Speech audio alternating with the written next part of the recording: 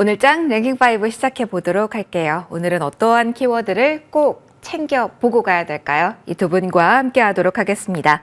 RBK 투자증권 영업부 박근영 부장, 헤르메스탁 하창원 본부장 나와주셨습니다. 두 분 어서 오십시오. 안녕하십니까? 안녕하세요. 자, 오늘 월요일장 어떤 포인트 봐야 될까요? 5위 먼저 열어보도록 하겠습니다. 오늘 또 한 번 요리기판 키워드가 화려하게 시장을 장식하고 있습니다. 어떠한 관점으로 봐야 될까요? 첫 번째 질문 박근영 부장님께 들어보도록 할게요. IT, 그 안에서 반도체에 대한 열기는 이어진다라는 관점으로 봐야 될지, 아니면 너무나 미래 가치를 끌어쓰는 미래 동력에 포커스가 맞춘 시장 분위기로 봐야 될지, 거기부터 정리하고 싶어요. 투톱은 안 달리는데 유리기판은 상대적인 강세가 계속 유지되고 있어서요. 네, 뭐 유리기판은 SKC가 제일 빠르다 말은 있는데, 뭐 삼성전기가 오늘 유리기판 관련된 상용화를 위한 공급망 구축이 나섰다, 이렇게 구체적으로 기사가 나오다 보니까 반응을 하는 것 같고, 조만간 독일의 LPKF라든지 LPKF 코리아, 그다음에 캠트로닉스 이렇게 그러니까 사자 간의 기술 협상 관련된 협약을 체결했다 전해졌습니다. 그래서 가야 될 방향이 분명히 맞고, 이 기판 쪽에 관련된 상용화 시점이 25년도 정도부터는 지금 눈에 보이는 시점이기 때문에 관련된 종목이 좀 움직인다 보시면 될 것 같고요.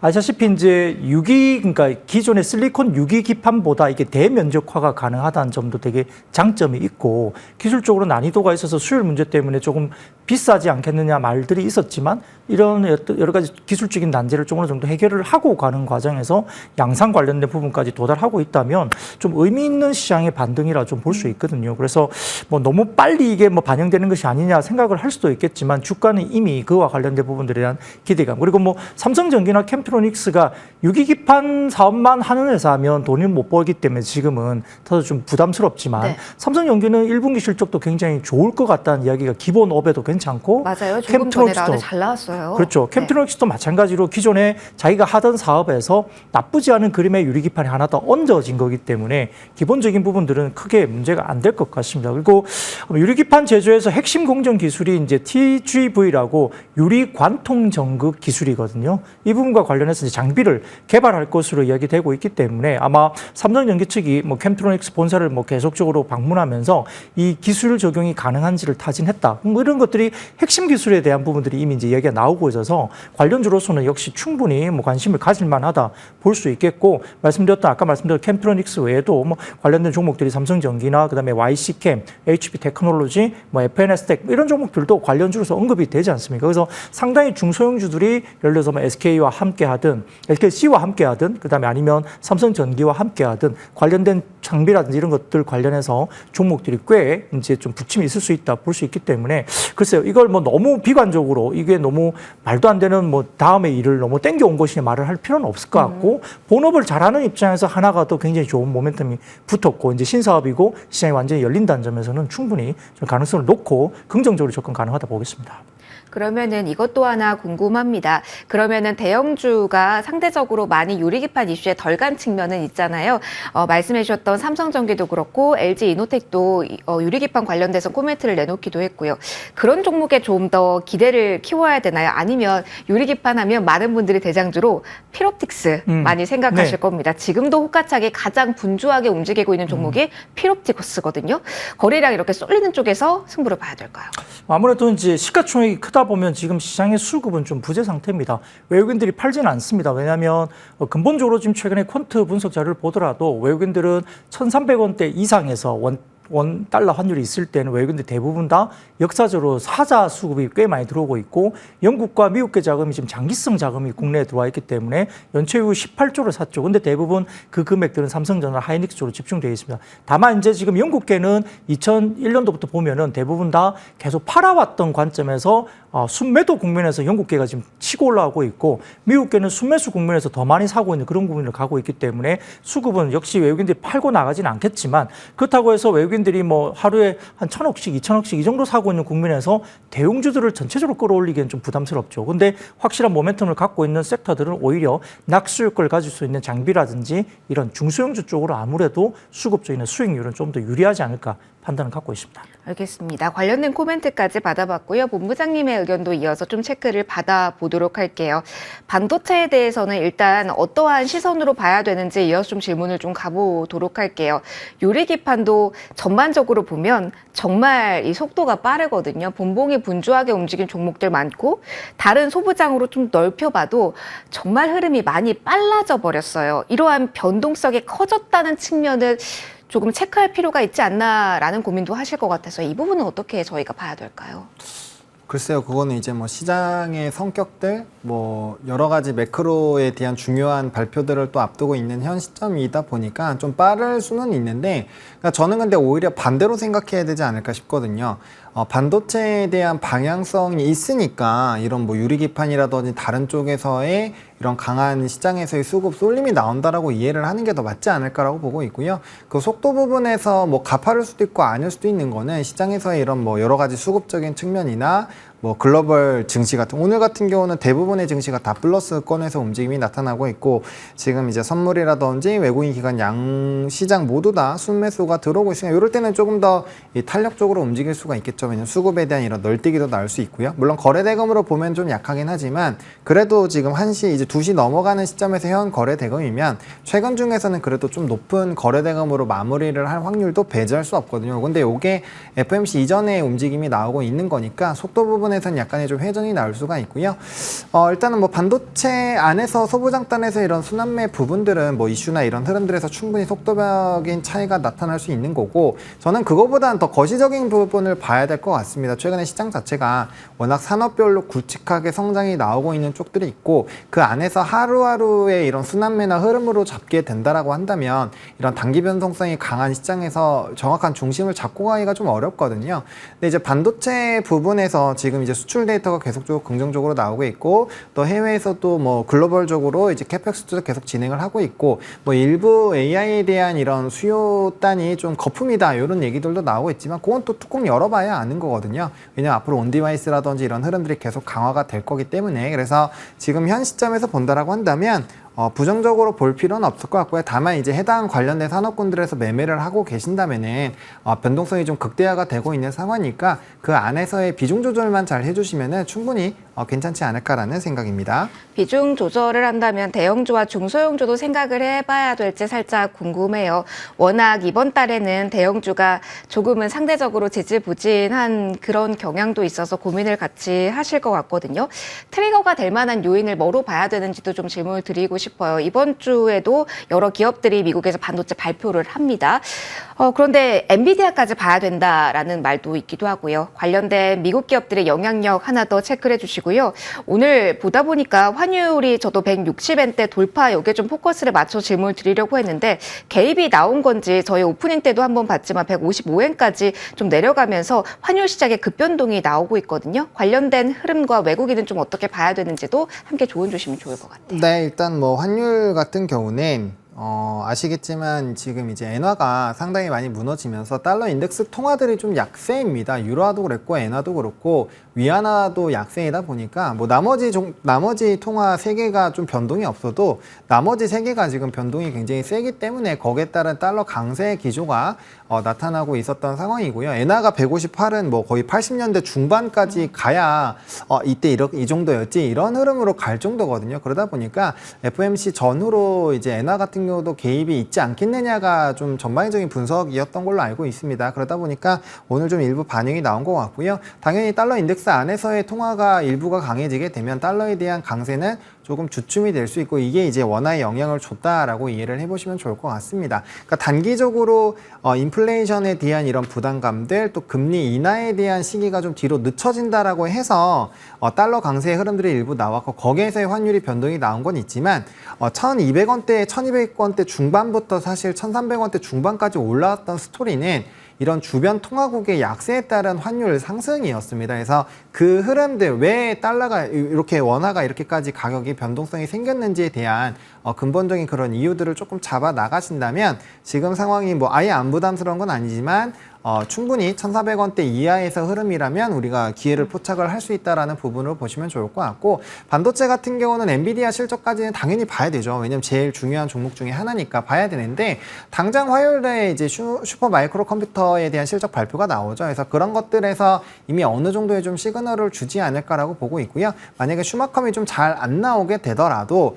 사실 엔비디아까지는 보셔야 되는 게 맞고, 나머지 기타 M7이라든지 기타 이제 아마존부터 시작해서 좀 큰 기업들의 실적이 잘 나와 준다라고 한다면 또 분위기 자체가 그렇게 나쁘진 않을 수가 있거든요. 증시에 대한 분위기만 나쁘지 않으면 뭐 최근에 이제 미국 시장 같은 경우는 대형주 기술주 위주의 강세 흐름들이 계속 유지가 되고 있기 때문에, 그러한 흐름들 뭐 엔비디아 실적 발표 전까지 유지가 될 수도 있다라는 관점으로 보시면 좋을 것 같고, 변수 포인트는 FOMC에서 오늘 기사나 이런 속보들 보시면 뭐 금리 인상 카드가 나올 수도 있다 이런 일부 얘기가 있거든요. 그래서 그런 식으로 기술주의 투심을 정말 얼어붙게 만드는 그런 요인들에서의 변수만 없다라고 한다면 충분히 좀 기대를 해볼 수 있을 것 같고, 지난주 금요일날 PC 발표와 그 발표가 사실 예상치보다는 높게 나왔거든요. 근원을 제외했을 때는. 그럼에도 불구하고 증시가 실적발로 인해서 필라델피아 반도체 지수 2% 이상 급등이 나온 거 보면 현재 시점에서는 어느 정도 진짜 엄청난 충격이 아닌 이상에서는 금리에 대한 부분들로 좀 증시를 흔들기는 쉽지 않을 것 같고요. 실적이 잘 나오면 그걸 충분히 이겨내는 시장이다 정도를 예로 해보시면 좋을 것 같습니다. FOMC는 이번 주 진행이 되고요. 말씀해 주셨던 엔비디아 실적은 5월 22일이라는 일정도 한번 참고해 보시면 좋겠습니다. 지금 딱 2시긴 한데요. 혹시 삼성전기에서 유리기판 관련된 의미 있는 이야기가 나오면 한 번 더 이 이야기는 해보도록 할게요. 자, 일단은 반도체에 대한 이야기 해봤고 넘어가도록 하겠습니다.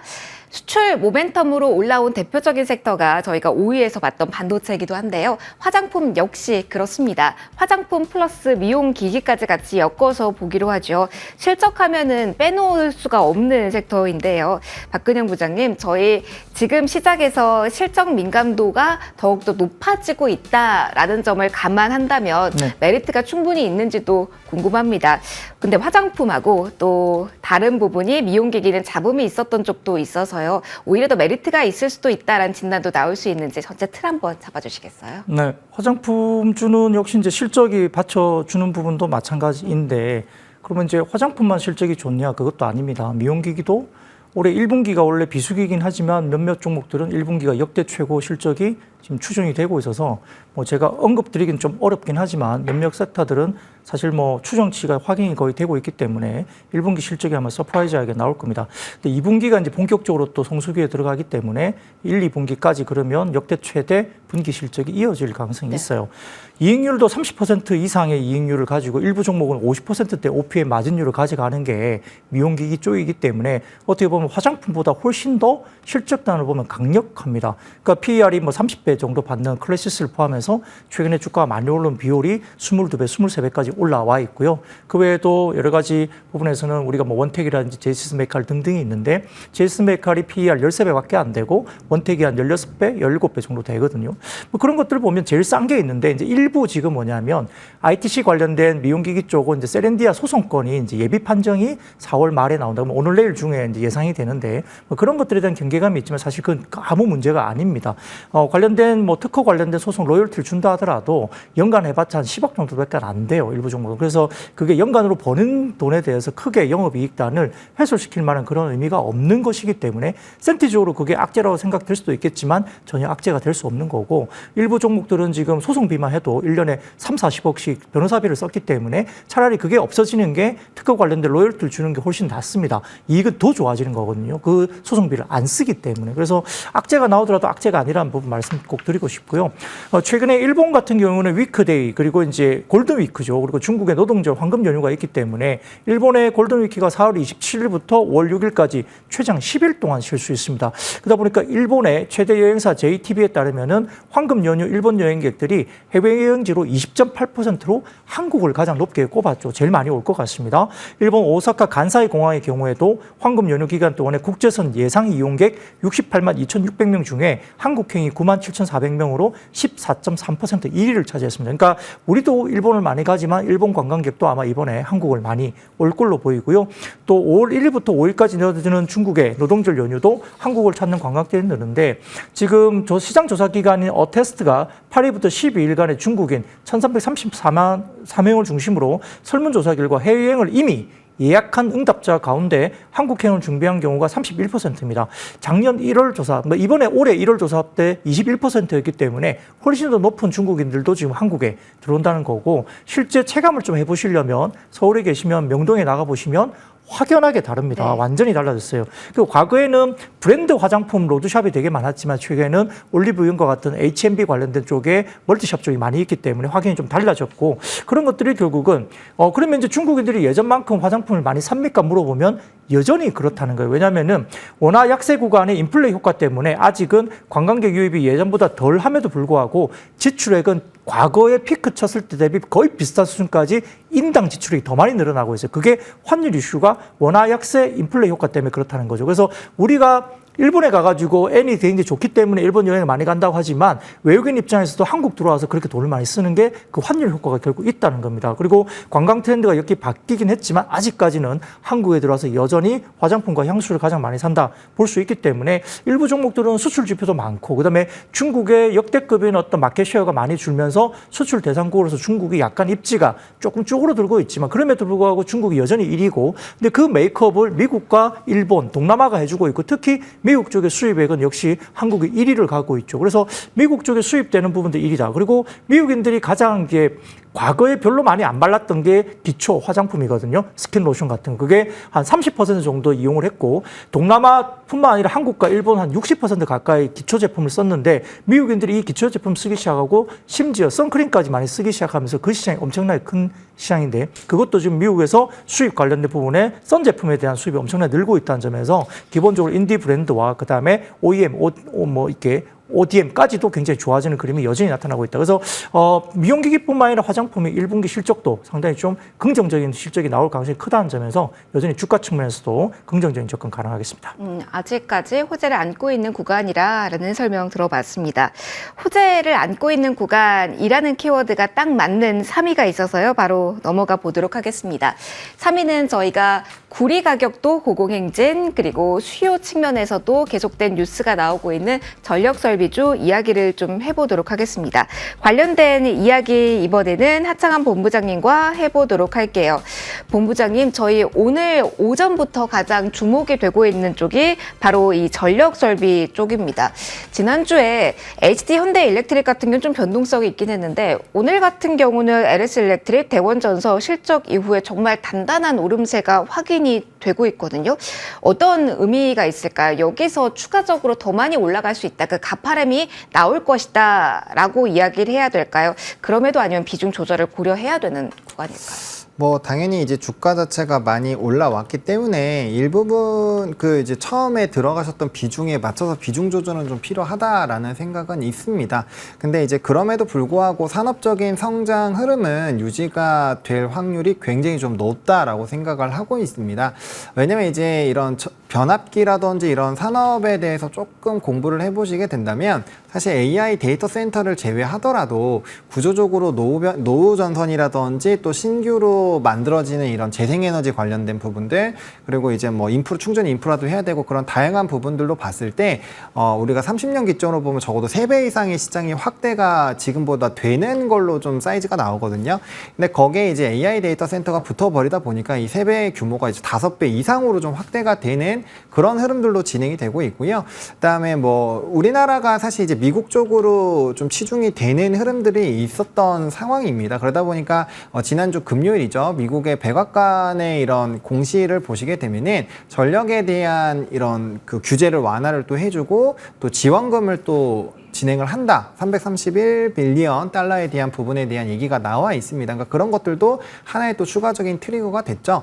그리고 이제 전선 쪽 같이 가는 거는 이제 변압기와 송전 쪽이 먼저 이제 설치가 진행이 되고 나면 사업 영역으로 한 1년에서 1년 반 정도 후에 전선적인 사업 라인이 좀 진행이 됩니다. 그래서 좀 후행하는 산업군인데 이게 국내에서도 사실 이제 전선에 대한 투자가 정부에서 진행을 하는 게 있거든요. 그러다 보니까 그런 것까지 좀 맞물려서 움직임이 나오고 있다라고 보시면 될 것 같아요. 그래서 뭐 지금 이제 HD 현대 일렉트릭이나 일부 종목군들 같은 경우는 뭐 이제 글로벌 피어 그룹의 이런 PR 수준까지 일부분 올라온 것은 맞습니다. 그래서 좀 어느 정도 적정가까지는 좀 일부 올라온 건 있는데 이게 이제 앞으로 바뀔 수 있는 이런 노후 변압기라든지 이런 흐름들을 봤을 때 앞으로 갈 길이 굉장히 멀다라는 점이죠. 그리고 특히나 이제 HD 현대 일렉트릭 같은 초고압 관련된 변압기를 생산하는 업체들은 이게 수요가 늘어난다고 해서 공급을 막 가파르게 올릴 수 있는 그런 쪽이 아니거든요. 그리고 그쪽으로 이제 영위할 수 있는 사업을 영위할 수 있는 회사 자체도 많지 않기 때문에 아마 이제 수요단이 늘어나게 됐을 땐 추가적인 매력도가 부각이 될 것 같습니다. 그래서 지금 주가가 굉장히 높음에도 불구하고 여전히 HD 현대 일렉트릭을 일단 중심으로 보시는 게 맞을 것 같고요. 가격적으로 이제 변압기 쪽이 조금 부담스러우시다라고 한다면 전선 쪽으로 조금 턴을 해서 보시는 거 나쁘지 않을 것 같고 전선 쪽으로 보신다면은 이전에도 소개드렸던 LS라는 종목이 구리 가격도 연동이 되어 있고 또 전선이라든지 또 이제 해저 케이블 관련된 부분에서까지 연결성이 생기고 그쪽도 이제 미국 쪽에서는 현지 생산하는 기업이 거의 한 곳 두 곳밖에 없어요. 그래서 추가적인 메리트가 충분히 나올 수 있는 상황이어서 만약에 전선 쪽으로 보신다면은 좀 느릴 수는 있지만 LS 전선을 보시는 게 가장 안정적인 우상향이 나올 수 있지 않을까라고 생각을 하고 있고요. 그다음에 LS 일렉트릭 오늘 실적 발표 나왔는데 매출액만 예상치 대비 조금 낮아졌고 영업이익 순이익 좋아졌고요. 전분기 대비했을 때 매출액, 영업이익, 순이익 모두 다 좋아졌기 때문에 실적적인 기조도 나쁘지가 않았다 정도로 이해를 해보시면 좋을 것 같습니다. 그럼 결론적으로는 오늘 장에서도 매수 버튼을 눌러야 되는 섹터가 여기라고 제가 정의를 해도 돼요? 네, 그렇죠. 오늘 이 구간에서도 괜찮다? 네, 저는 개인적으로 그렇게 생각을 하고 있습니다.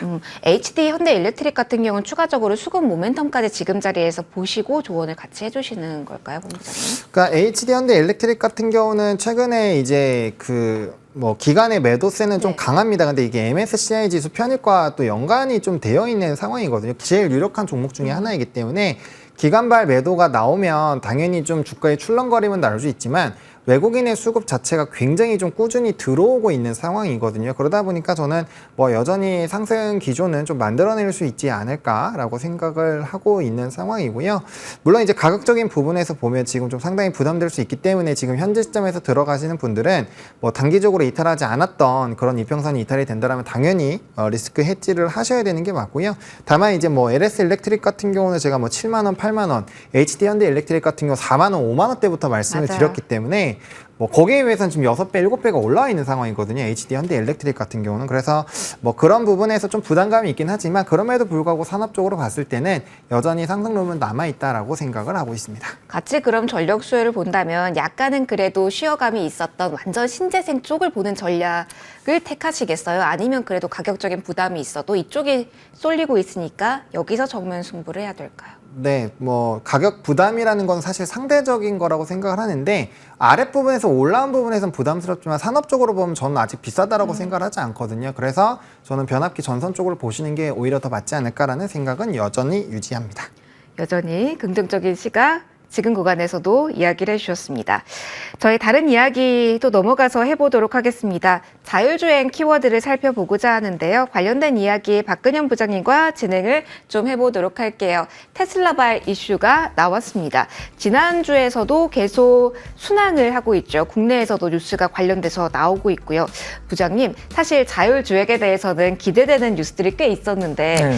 항상 이 연속성이 좀 아쉬웠었어요. 한번 뉴스로 폭발적인 급등세, 그리고 소외 기간이 워낙 길었는데 저희가 이 자율주행이란 키워드를 랭킹5 안에 키워드를 올리는 빈도수가 최근에 많이 높아지고 있거든요. 그런 맥락에서는 조금 더 시세를 강하게 받을 그 기반이 마련됐다라고까지 볼 수 있을까요?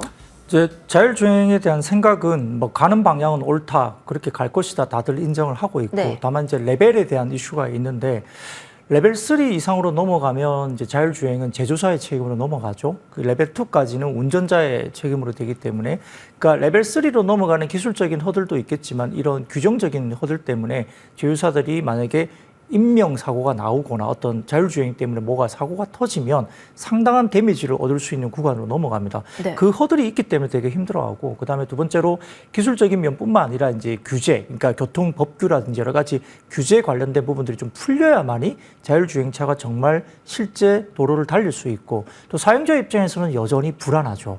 내가 고속도로를 달리는데 한 서너 시간을 정말 잘 수 있을까? 손을 놓고 자율주행 기능이 있는 차를 탐에도 불구하고 손 놓기가 당장 어려울 아직은 거예요. 어렵죠. 예.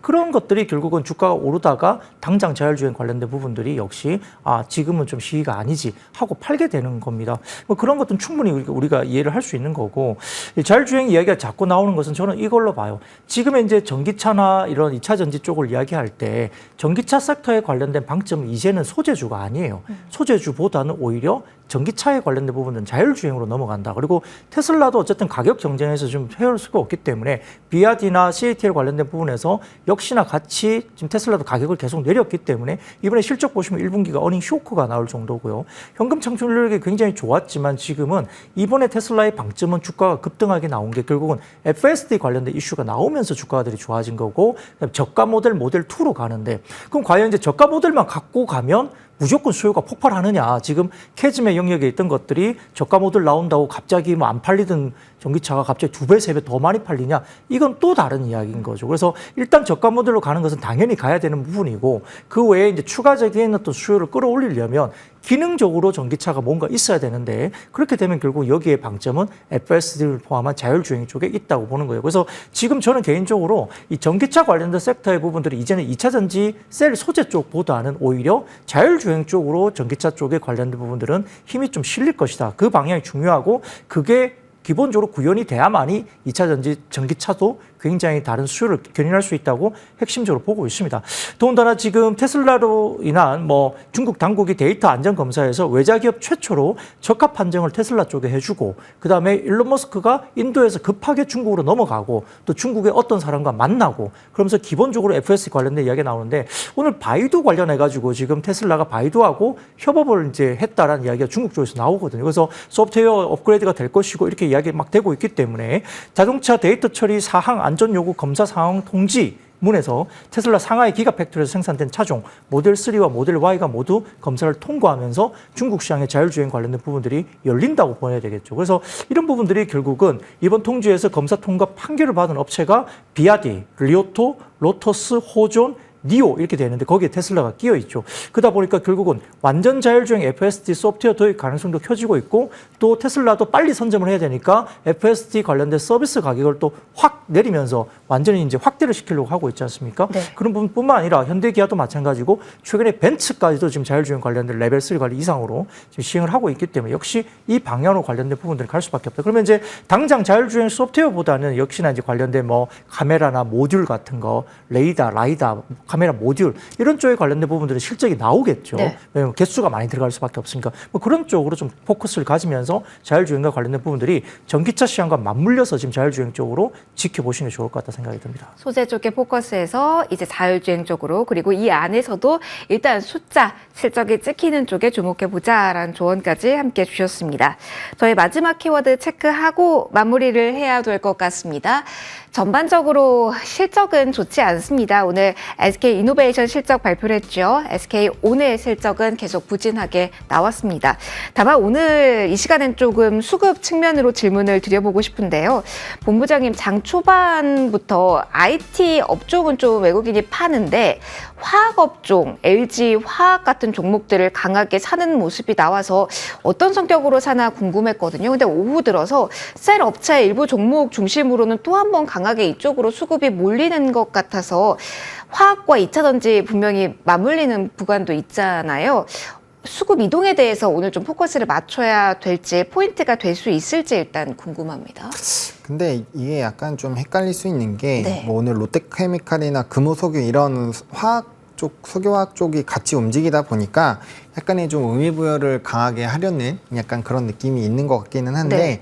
뭐 LG화학 같은 경우는 이제 다들 아시겠지만 썬루프 관련된 부분에서의 뭐 앞으로의 좀 성장 전장 모멘텀, 관련 모멘텀 네, 붙었죠. 뭐 그런 것들이 좀 같이 붙어준 부분들도 있고, 뭐 SK 이노베이션 같은 경우도 SK온 같은 경우 실적이 잘 안 나왔지만 일단 뭐 정제 마진 좀 일정 부분 유지가 될 거고, 그다음에 석유화학 쪽에서 또 뭐 폴리에틸렌이라든지 아니면은 이제 프로필렌 쪽에 대한 뭐 PP나 이런 쪽에서의 스프레드가 어느 정도는 좀 유지가 되지 않겠는가. 거기에다가 중국에 대한 요번 지표가 잘 나오고 있기 때문에 만약에 거기서 이제 중국의 내수 시장이 좋아지면 자연스럽게 이제 석유화학 쪽에 대한 전반적인 업황이 조금 턴할 수 있는 그런 기대감들 일부 있을 수 있는 상황이거든요. 그러니까 그런 것들이 좀 맞물리다 보니까 이게 왜 같이 가지 이런 생각을 하는 것 같은데 뜯어보면은 다 각각의 이슈가 있어서 개별적으로? 올라간다라고 이해를 하는 게 맞을 것 같습니다. 그래서 조금 더 의미 부여를 해본다면 이제 중국발에서 이런 경기 활성화에 따른 뭐 석유화학 쪽에서의 일부 반등들